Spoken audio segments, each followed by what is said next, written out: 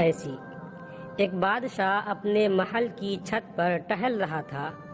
ٹہلتے ٹہلتے اس کی نظر محل کے نزدیک گھر کی چھت پر پڑی، جس پر ایک بہت خوبصورت عورت کپڑے سکھا رہی تھی۔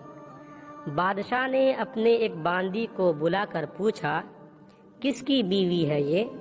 باندی نے کہا، بادشاہ سلامت، یہ آپ کے غلام فیروز کی بیوی ہے۔ بادشاہ نیچے اترا۔ بادشاہ پر اس عورت کے حسن و جمال کا سحر سا چھا گیا تھا۔ اس نے فیروز کو بلایا۔ فیروز حاضر ہوا تو بادشاہ نے اس سے کہا، فیروز، ہمارا ایک کام ہے، ہمارا یہ خط فلاں ملک کے بادشاہ کو دے آؤ اور اس کا جواب بھی ان سے لے آنا۔ فیروز اس خط کو لے کر گھر واپس آ گیا۔ خط کو اپنے تکیے کے نیچے رکھ دیا، سفر کا سامان تیار کیا، رات گھر میں گزاری اور صبح منزل مقصود پر روانہ ہو گیا، اس بات سے لا علم کہ بادشاہ نے اس کے ساتھ کیا چال چلی ہے۔ ادھر جیسے ہی فیروز نظر سے اوجھل ہوا، بادشاہ چپکے سے فیروز کے گھر پہنچا اور آہستہ سے فیروز کے گھر کا دروازہ کھٹکھٹایا۔ فیروز کی بیوی نے کہا، کون ہے؟ بادشاہ نے کہا، میں بادشاہ ہوں، تمہارے شوہر کا مالک۔ تو اس نے دروازہ کھولا۔ بادشاہ اندر آ کر بیٹھ گیا۔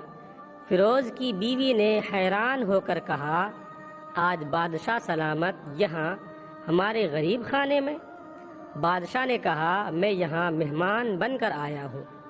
فیروز کی بیوی نے بادشاہ کا مطلب سمجھ کر کہا، میں اللہ کی پناہ چاہتی ہوں آپ کے اس طرح آنے سے، جس میں مجھے کوئی خیر نظر نہیں آ رہی۔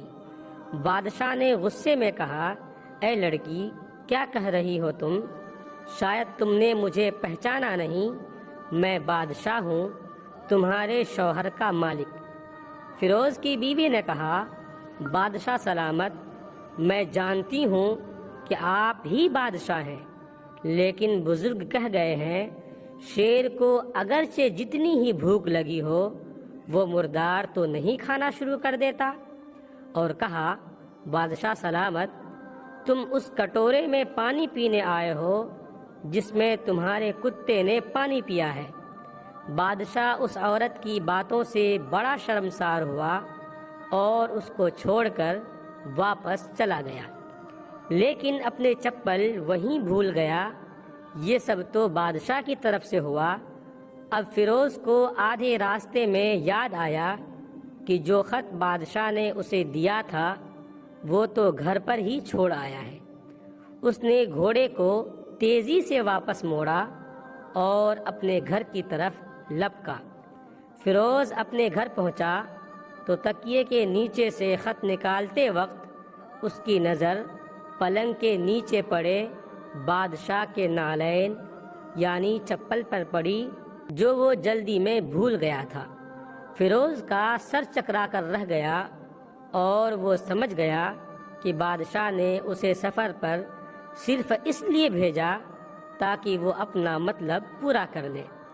فیروز کسی کو کچھ بتائے بغیر چپ چاپ گھر سے نکلا۔ خط لے کر وہ چل پڑا اور کام ختم کرنے کے بعد بادشاہ کے پاس واپس آیا۔